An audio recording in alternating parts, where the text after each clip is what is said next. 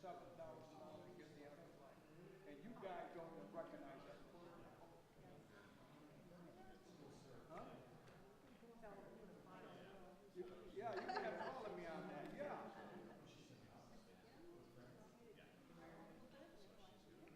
That's this weekend, I think, the Beef Festival. No, it's next weekend, I think. That's in, we're down there next weekend. They're going to be down there smashing lemons.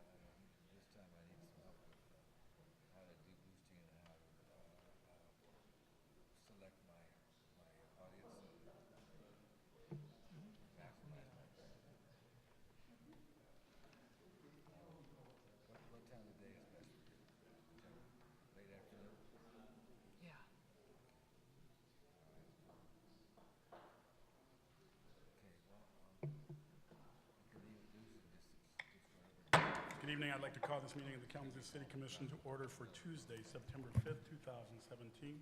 Clerk Borling, please call the roll. Commissioner Anderson. Here. Commissioner Knott. Commissioner Milzarek. Commissioner Sykes. Here. Commissioner Urban. Here. Vice Mayor Cooney. Present. Mayor Hopewell. Present. May we have a motion to excuse Commissioner Knott? Moved by Commissioner Urban, supported by Commissioner Milzarek. All in favor, say aye. Aye. Opposed, same sign. Motion carried. For our opening ceremony this evening, we will have an invocation by Chaplain Mike Kimple of the Lighthouse on 11th. I ask that you stand for the invocation and remain standing for the Pledge of Allegiance. Good evening, Chaplain. Good evening, Mayor. Thank you, City Commission, for inviting me to come back.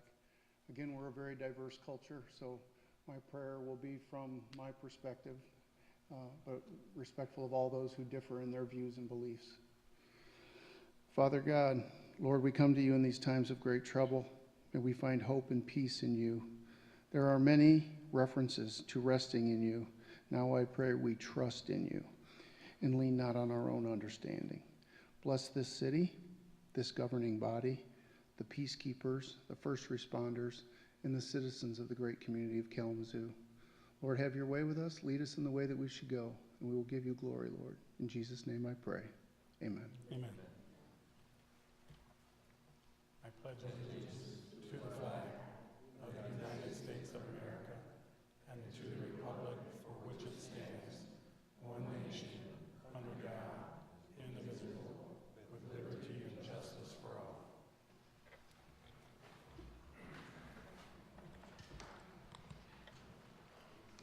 Well, good evening, everyone. Glad to have you all here. We are on item B3, introduction of guests. We have a report from the Central County Transportation Authority, the annual report.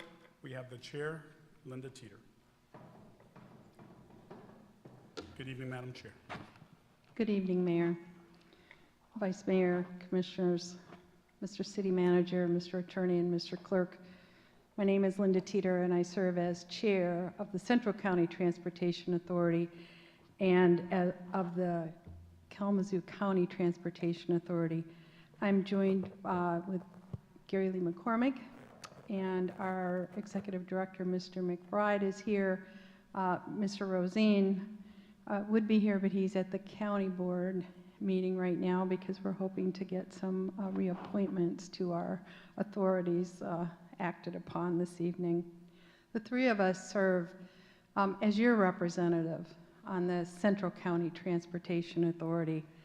And we want to say thank you for that opportunity and honor to continue to serve in those capacities.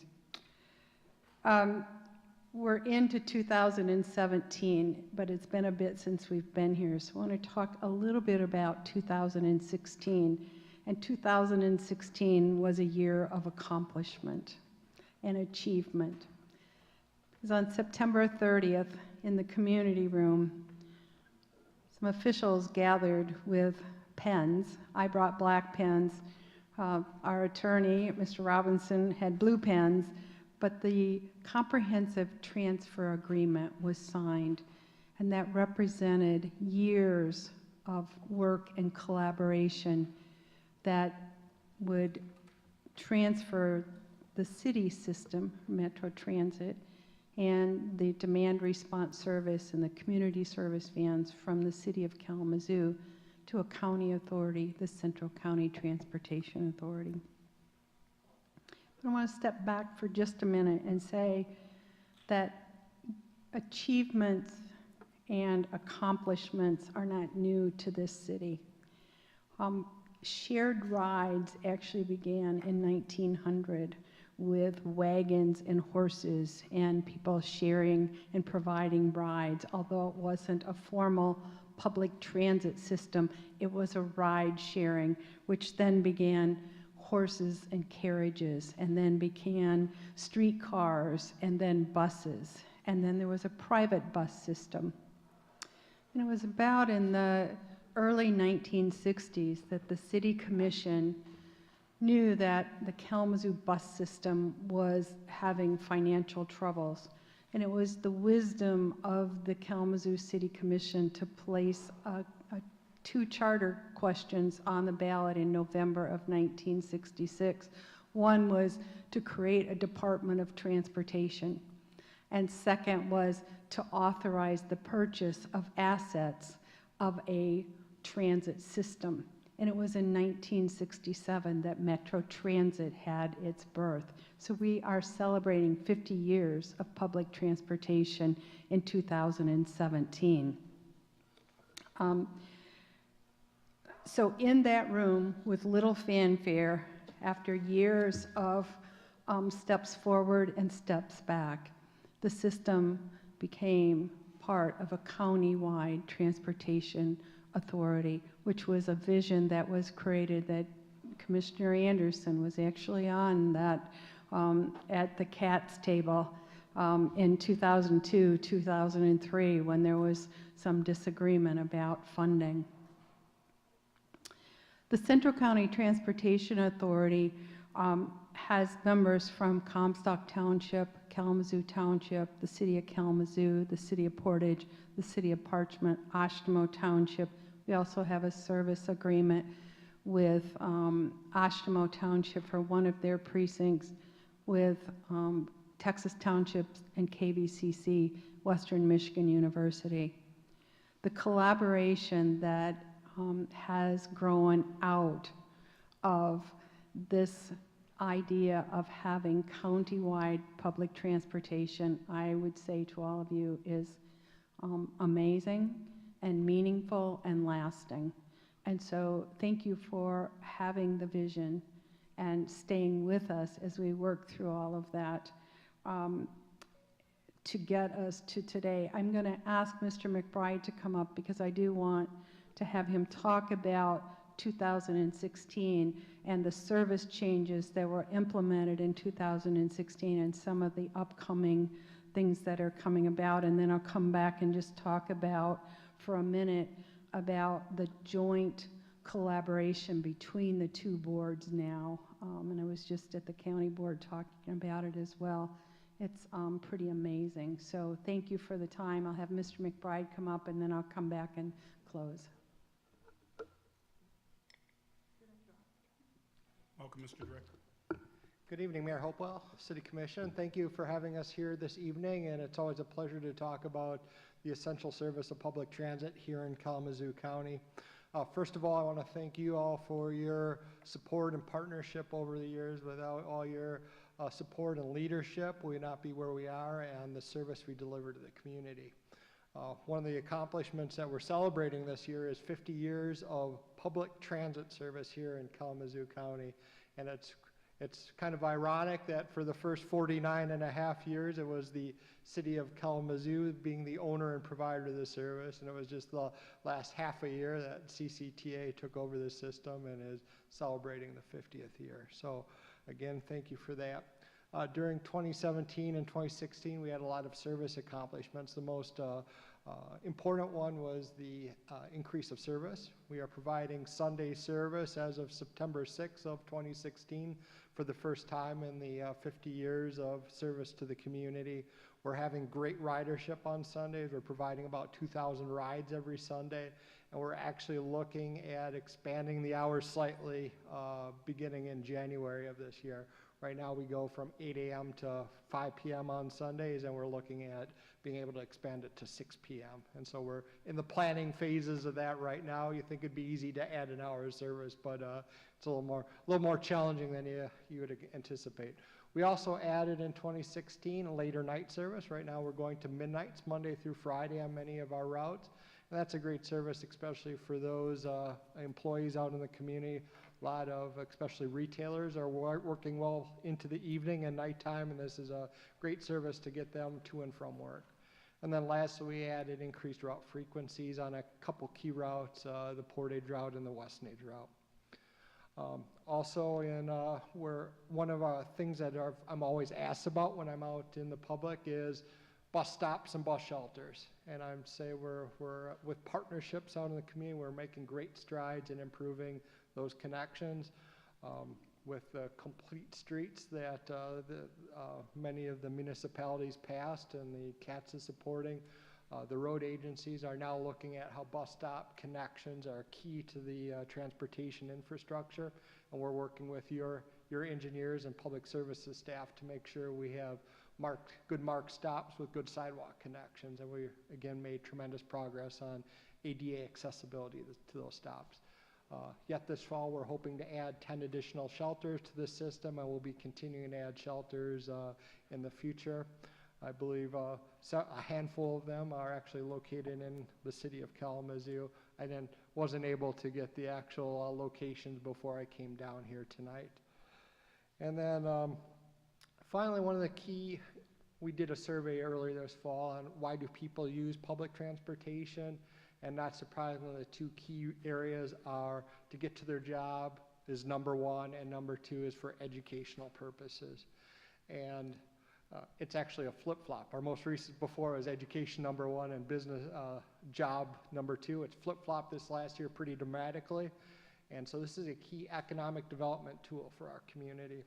And one of those partnerships that we've developed is working with Bronson Hospital. Right now, we have a program where they purchase rides from us directly. They issue passes to their employees, and for each ride their employees take, we bill them and get reimbursed for those rides. And we'd love to replicate that program with other large employees here in Kalamazoo County. And we're under discussion with a few others, but we'd really like to see that take off. It's been very successful with Bronson, and they're actually touting that program over in Van Buren in Battle Creek with their campus over there. So again, I want to thank the City Commission for their leadership and our continued partnership. We're receiving excellent services from city staff on the support services agreement that goes through 2019. So just to know, there are 11 members from Kalamazoo County that serve on the Kalamazoo, or the Central County Transportation Authority, and there are 9 members from the county that serve on the Kalamazoo County Transportation Authority. We make it our goal to visit each one of the municipalities at least once or twice a year to provide the annual report, to talk about public transportation. And since I began in 2005, when we went to some places where they weren't aware that we had a public transportation system, you'll know that the community, the larger county, the voters have continued now to support public transportation through local millages and in partnerships, as Sean was just talking about. So we're glad to be here. I'll introduce Mr. McCormick for just a moment. Good evening, everyone. I just want to take a moment to thank you for the trust that you put in all of us. And I want to take a moment to thank Sean and Linda.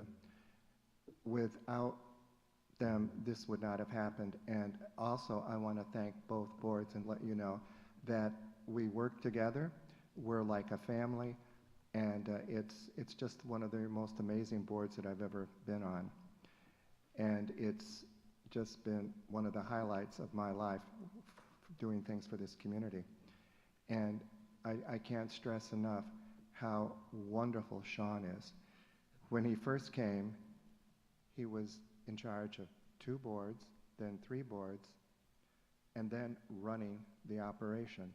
And he has done an amazing job being able to balance all that. And I know there had to have been nights when he was ripping his hair out and having a hard time sleeping, wondering how it was all going to come together. But it came together because everybody worked together, and I just want to thank you. Again, thank you so much. If there are questions, we'd be glad to answer them. Questions, Commissioners? Thank you so much. We are now at item C, the adoption of the formal agenda. Are there any changes from the Commission? Hearing none, anyone in the audience wanting to comment under items under F, the consent agenda, that item will need to be moved to the regular agenda. If you have such an item, please indicate at this time. Hearing none, Communications Manager Ritson. Nothing, Your Honor. Thank you. The consent agenda, please. We have 12 items tonight. One's being held until September 18th. The first item, approval of a contract extension with Republic Services for Packer truck rental in the amount of $135,387. Next is the approval of a change order to the contract with Epic Excavating Incorporated for sidewalk work on Maple Street in the amount of $213,681, and approval of a funding reallocation from the Foundation for Excellence Fund to the Local Streets Fund in the amount of $213,681. Next is the approval of a contract with Tree Works Incorporated in the amount of $135,565 for neighborhood tree maintenance. Next is a first reading of an ordinance to rezone 565 South Drake Road from Zone PUD Planned Unit Development to Zone RS5 Residential Single Dwelling District. Next is the adoption of a resolution recognizing Kalamazoo and Bloom as a nonprofit organization operating in the community for the purpose of attaining a charitable gaming license. Next is the adoption of a resolution from the Michigan Department of Licensing and Regulatory Affairs Liquor Control Commission recommending approval of a microbrewer license for Wax Wings Brewing LLC to be located at 3480 Gull Road. Next is the authorization for the city manager to sign a contract for independent contractor services with Comstock Public Schools to operate the Kalamazoo Regional Education Service Agency Education for Employment Law Enforcement Program for the 2017-2018 school year. Next is the authorization for the city manager to sign a memorandum of agreement with the Kalamazoo Department of Public Safety for the Kalamazoo Department of Public Safety to provide school resource officer services for Kalamazoo Public Schools for the 2017-2018 school year. Next is the approval of a request from Western Michigan University to publicly display fireworks at Himes Field on Saturday, September 16, 2017. Next is the approval of an amendment to the Kalamazoo City Commission's 2017 meeting schedule to relocate the September 18th neighborhood and business meetings to Hayes Park, which is located at 2001 Miller Road. Next are the approval of the following appointments and reappointments to boards and commissions. First, the appointment of Ken Nichols to the Community Development Act Advisory Committee as an at-large member for a term expiring on March 31, 2018. Next is the appointment of Candace Howell to the Community Development Act Advisory Committee as an at-large member for a term expiring on March 31, 2018. Next is the appointment of Kaylin Schaefer to the Parks and Recreation Advisory Board for a term expiring on January 1st, 2020. and the reappointment of Chris Flack to the Zoning Board of Appeals for a term expiring on March 31, 2020, and the appointment of Christina Doan to the Zoning Board of Appeals as alternate member number 1 for a term expiring on March 31, 2020, and the appointment of Jeff Carroll to the Zoning Board of Appeals as alternate member number 2 for a term expiring on March 31, 2018. And finally, approval of a buy-sell agreement with Carrie Yancer for the purchase of property located at 1019 East Elcott Street, and authorization for the city manager or his designee to sign all related documents related to the closing of this purchase. This item is being held until September 18, 2017. Thank you, Mr. Manager. Commissioners, the requested action is a motion to approve items 1 through 11, hold item 12 until September 18th, 2017, and authorize the city manager to sign all documents on behalf of the city. Is there a motion? So moved. Moved by Vice Mayor Cooney, supported by Commissioner Milzarek. Clerk Borling, please call the roll. Commissioner Milzarek. Commissioner Sykes. Yes. Commissioner Urban. Vice Mayor Cooney. Yes. Mayor Hopewell. Yes. Commissioner Anderson. Yes. Thank you, Commissioners. Motion carried. Mr. Manager, you have a report this evening? Nothing, Your Honor. Thank you. Yeah, thank you. We are now at citizens' comments. Any citizen having any comments this evening, please step to the podium. You'll have 4 minutes. Give us your name and whether you live within this city.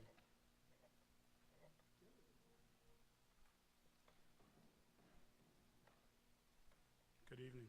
Good evening, Commissioners and Mayor. I'm Frank Warren. I live on Lynn Terrace.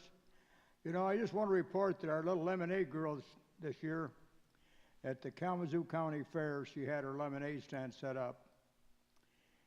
She grossed $5,700. They got to pay some of the help out of that, but they imagine they're going to come up with close to between $7,000 to $8,000 to give to our honor flight to send our veterans to Washington, D.C.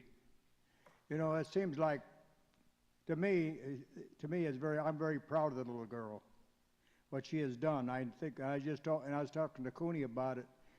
Cooney, he was laughing too and smiling about it. Said that's awesome to see some little girl.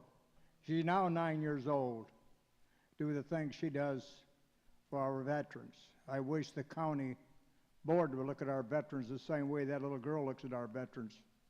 But you know they don't. And I was up to Lansing to a convention, and I reported on this little girl, and I had everybody coming over afterwards say, you think we can ever get her to come to one of our grand promenades so we can really give her a big hand for what she did to our veterans? I said, I'm working on it. So I'm working on a lot of projects, and I just got promoted to a position this year that I'm very happy I got it. I'm an alternate to the 48th for the state of Michigan, with another guy from Oscoda, Michigan. We're the only two in Michigan that holds those two positions right now in the state of Michigan. So you might see me down there dressed up different here in about 3 or 4 weeks. But anyway, I just want to let you know this little gal has done super this year with our people. And if you guys didn't know her, you'd sure appreciate her. If she ever came here and sat in the audience, you'd fall in love with the little girl. I have. And I can't help it, but I tell her she stole my heart. Her mother said, she'll take care of it. I hope she does. You know, that's the kind of girl she is. And I want to thank you very much for listening to me. Thank you.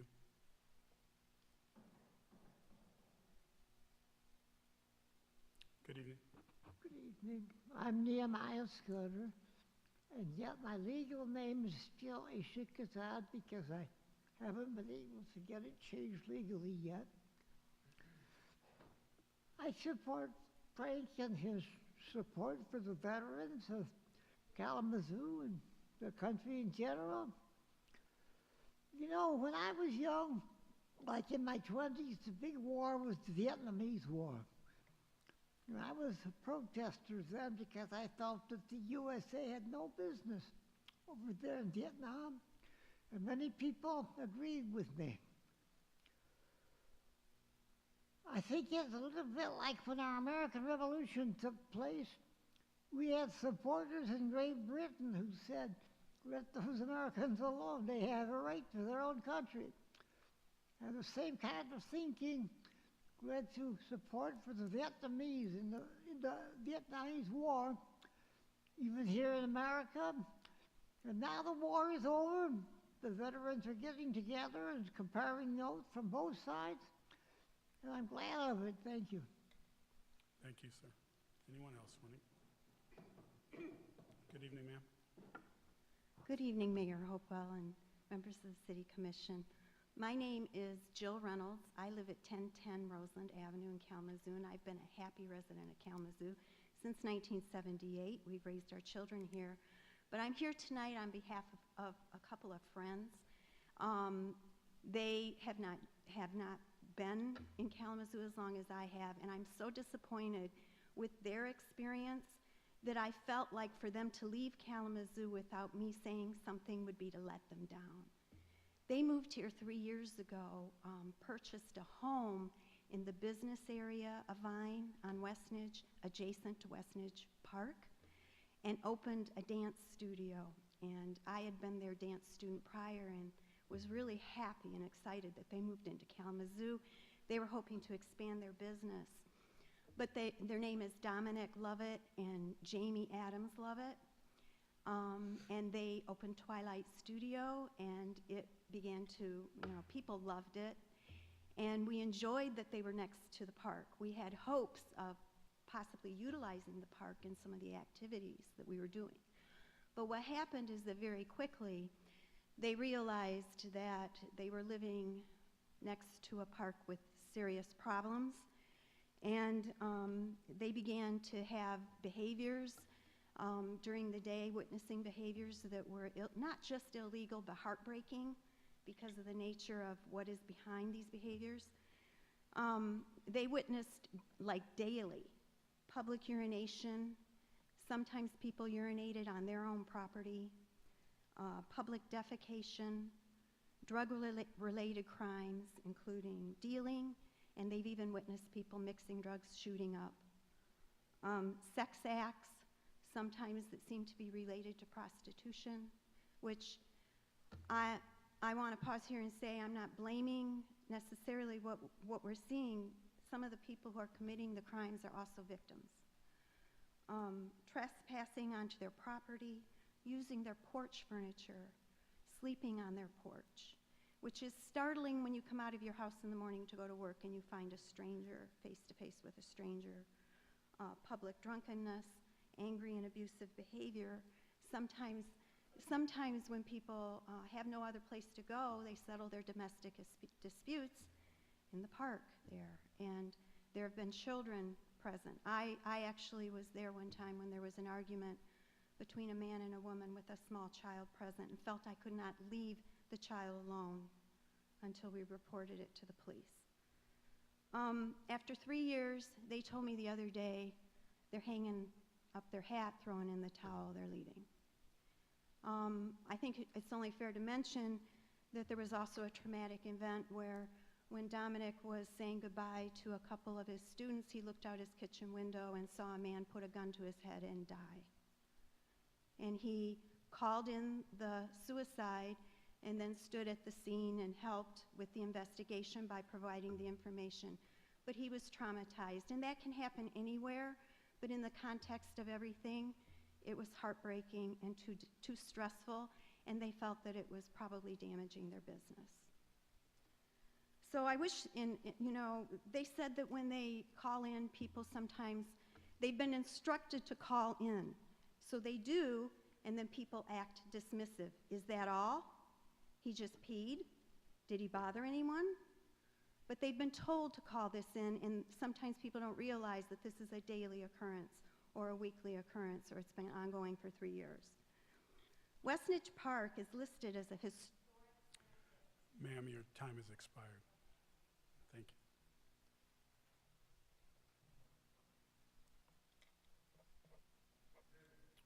Good evening. I work for Consumers Energy. My name is Dennis McKee, and the last time I was here, I was talking about getting your meters upgraded so that you would no longer have to have somebody come into your yard and read your meter. You could read them remotely, go online, and we would know when the power outages occur. So I'm Dennis McKee with Consumers Energy. I've got an office at 2500 Cork Street, and just wanted to quickly mention a couple of things. I'm new to the town. I'm the area manager for governmental and public affairs. I've seen some of you folks out and about over the last few months, but this is my first time here in my new position as area manager of governmental and public affairs for Southwest Michigan. We've got a couple of big projects going on right now in the Oakland and Winchell area. We're putting in about 15,000 new feet of pipe. We're replacing some of our old steel pipe with some new plastic that will last longer and serve our customers better. And we'll be finishing that up about the end of September, and pretty soon we'll be starting up in the Edwards and Patterson area with a 4,400-foot upgrade of the natural gas systems there for our customers. That's adding tax base, Mr. Mayor, to the city and serving our customers well. Something you may not know is Consumers Energy has 1.8 million electric customers across the state.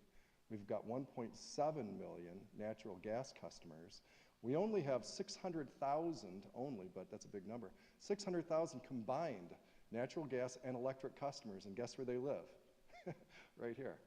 And so this is our single largest combined service area for natural gas service and electric service. And so we're ubiquitous out there. You've seen us out there performing a lot of upgrades, forestry work, cutting back trees, working on reliability for the electric system, but also upgrading our gas system and making sure that that's reliable in the future, as well as now connecting folks who traditionally, even in the city, didn't have access to natural gas heat. They were using fuel oil and other sources, but now they've got natural gas. Many of them, we are hooking up new people, new customers, as well as we upgrade the rest of the system. So, wanted to introduce myself. I will leave my contact information with the clerk, and I'll invite you folks to contact me if there's anything that I can do for you. And I'll see you out there in the community. I'm happy to try to answer any questions if you have any while I'm here. Okay. Thank you very much. Thank you. Anyone else wanting to address the commission this evening? Seeing no one, we are at commissioners' comments. A little different. I'm going to start with Commissioner Sykes this evening. Absolutely. Thank you, Mayor. Just a couple of things I want to touch on this evening. First and foremost, I want to again send my condolences to the families of the young people that we lost over the weekend. It's been a heavy few days for our entire community, and so just felt like that needed to be said again.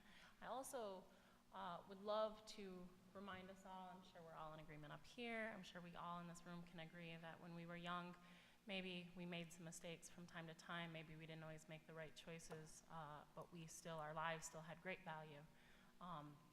And so whether or not we feel that these young people made good choices that night does not have any bearing on the value of their lives and the great, great loss that it was for our entire community. So let's remember that and keep that in mind. Remember our shared humanity. Additionally, I was in the park earlier today, also along with Vice Mayor Cooney, and I imagine a couple more folks up here, Commissioner Milzarek, in witness of a protest put on by some of our young people here in this community in response to the announcement that our current administration will be canceling DACA. We heard from young people who are scared, who deserve to be here and are scared. And so I hope as a community we will continue to remind them that regardless of what anybody feels at the federal level, they are welcome here. They are members of our community. I know we all agree in this. We are their representatives. I bring the message that I heard tonight that sometimes I forget about when I talk about issues of immigration and our undocumented residents, and that is, this is not about economics. This is not about the fact that our economy will suffer from the loss of these folks. This is not about the fact that they do pay taxes with very little representation, but this is about their right to live and be. This is about our shared humanity. This is about the fact that they deserve to dream and the fact that their parents made some huge sacrifices and took some major risks to make sure that they had the right to dream. And they're here, and they're doing that.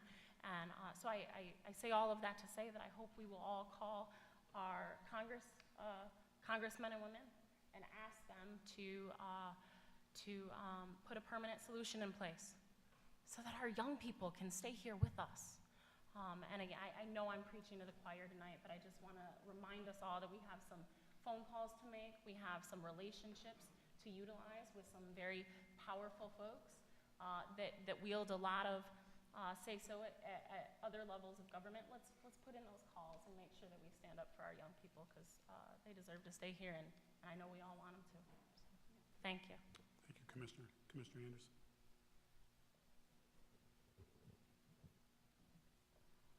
Thank you, Mayor. This is obviously a time in our community when we're very focused on a horrible and tragic occurrence that happened over this past weekend. Just reminded me of a couple things that, one life that you live is alone a very complicated thing. Each individual lives a life that has joy and sadness and tough decisions that sometimes you make the right call on and sometimes you don't. And at the end of the day, you hope for the best in your own life, that you make it through this complicated path that we all have to lead. But then when you get a bunch of people together in what forms community, we weave all those things together. All our ups and our downs and our joys and our sadnesses all get woven all the more in a more complicated way in things that we share as a community, not just alone as an individual. And we're certainly in a time like that. So it's with that in mind that I recognize something that I had the honor to get to do today. I've had a chance to do it for quite a few years now, and I know several of us up here participate in that. And that is in this time when we're feeling uncertain and concerned about members of our community and sadness. This was also in our community a day of great joy for a lot of young people. And that joy I got to experience in a way that it's been years and years and years since I personally experienced that, and that is being a greeter at a Kalamazoo Public School on a beautiful, beautiful fall day. And I got to work, this was actually my best experience with this. I got to work with a bunch of other greeters who were very organized. Usually it's a little haphazard, but today I worked with a very organized group that had an organized song, lots of clapping, a whole line that kids could come walking down, and it just reminds you that there's these fresh-faced kids, excited, scared. Really, this fall is like the marking of the beginning of another year, which offers another whole vista of hope and worry and opportunity. And I really appreciate that even despite everything that's going on, we have a bunch of young people, our greatest resource here in Kalamazoo, who came all scrubbed, and some of them dressed in a way that they obviously decided this is exactly what they wanted to wear on the first day of school. And you say, that kid's going to be something. So it was fun to do that. I appreciate it. I appreciate that I get to spend that joyful few moments with a large number of our children here in town. And I want to recognize first day of school, joy, we're doing it together. Thank you, Commissioner. Vice Mayor Cooney. So my two colleagues have expressed eloquently what's on my heart tonight, so I won't just add a couple things. One is to express my compassion and sympathy to the families who had such a great loss over the weekend. And as Commissioner Anderson has just said, it was my joy to be at Edison School this morning, and the mayor was there, and we lined up, and the kids came through, and everybody clapped and gave them high fives. And seeing those kids' faces and thinking about the ones that we lost over the weekend just made me think about how precious our kids are in this community. So, just really moving. Second thing is I want to express my solidarity with DACA people, the DACA young people. The Attorney General this morning said that he had to do this because it was illegal for the DACA program to continue. There are a lot of legal arguments on the other side of that. President Obama expressed that in his message that he sent out today on Facebook. But it's not about legal. I just finished reading a book called The Underground Railroad, which won the Pulitzer Prize last year. And there was a time in this country when it was illegal to harbor an escaped slave. So if a slave had escaped from the South and had come up into Michigan, legally they could come and take that slave back. None of us would think that was the right thing to do, because that's a human being. And that's the same thing with these young people today. They're human beings. They've done nothing wrong. They've contributed to the country. Why put them through this agony? Why put their families through this agony? So, as Commissioner Sykes has said, we have to go after our federal representatives. And it's not enough for them to say, yeah, we're with you, we agree. No, they have to take leadership. They have to take action. They have power.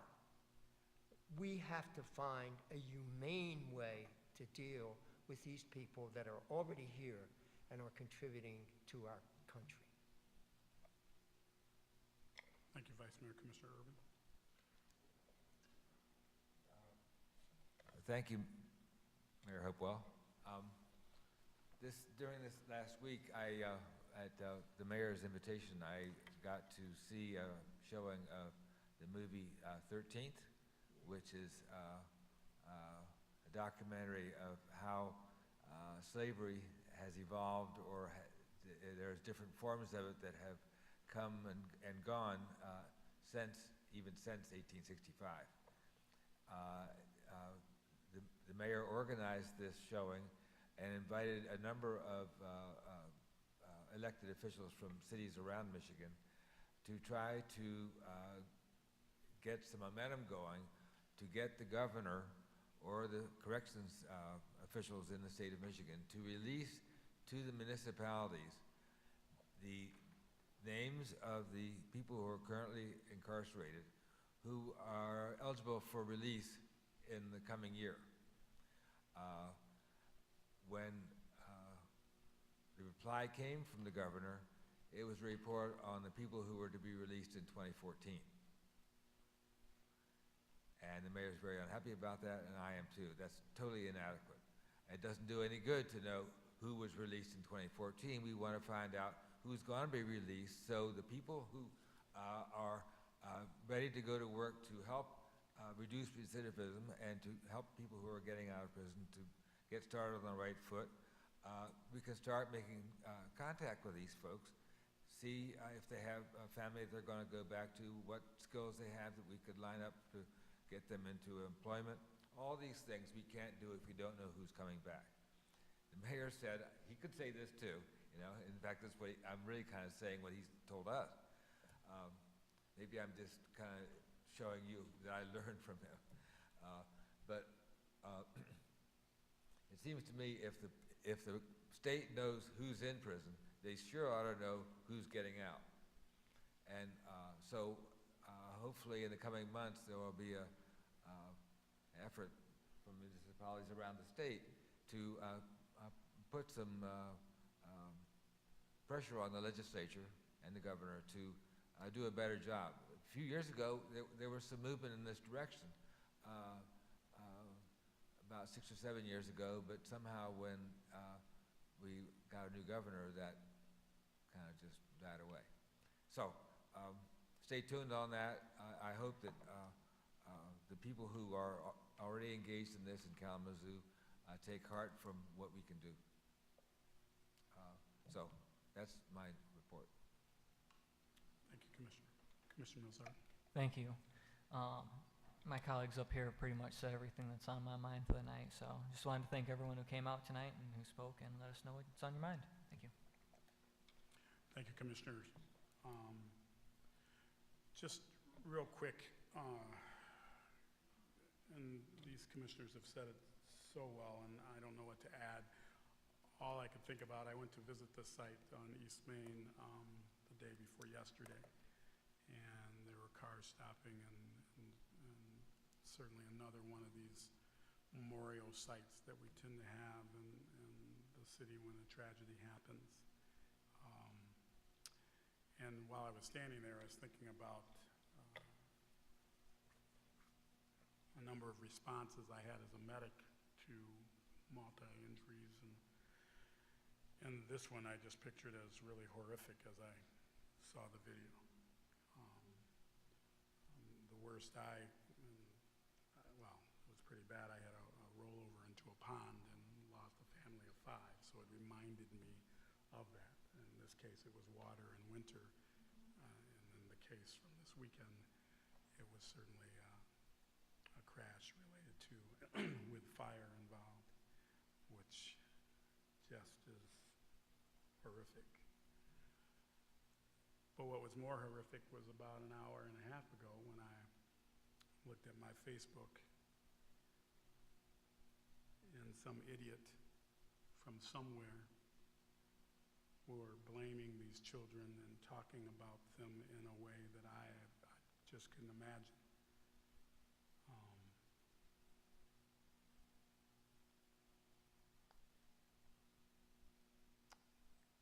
It was the most bizarre thing I've ever read. And how they talked about these young people and the young man that was driving and all of that.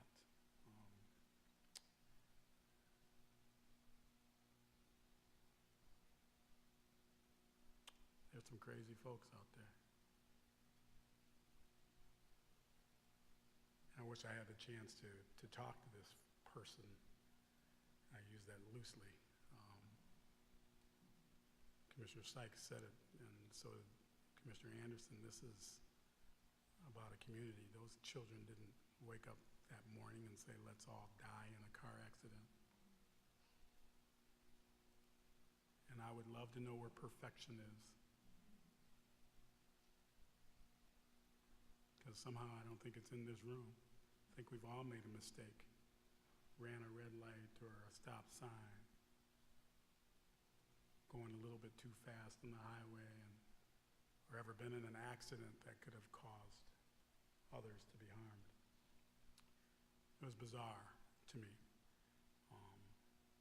to think that someone would have the arrogance to believe that they're better than others, that they're more worthy to have this life that we're all lucky to have.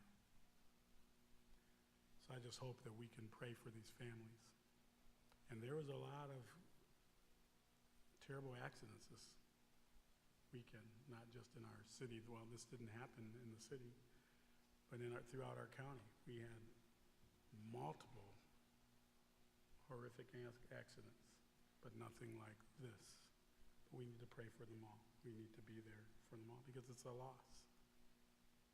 Those that have children, you know they walk out of your door every single day, or did when you had them in your household, and they're out of your hands. And you're hoping while you're sitting here that they're all safe and sound, that people are watching out for them. That's what we should be thinking about. That's what we should be hoping for. I'm not talking about a mistake or a judgment that was off. It should be about how we take care of each other and our family. That's no different than what this protest was tonight about DACA. It's about taking care of our own. I just don't know what's going on in this nation and with individuals that don't see that, man, oh man, we are one. We are together. It took a whole lot of stuff to make this place the way it is. And certainly immigrants helped make that happen. in so many different ways. So let's leave here and do the work that we have to do, being community and letting our voice be heard and using those abilities and capabilities and skills we have to continue to change and move our community forward and hopefully our nation forward. We are adjourned.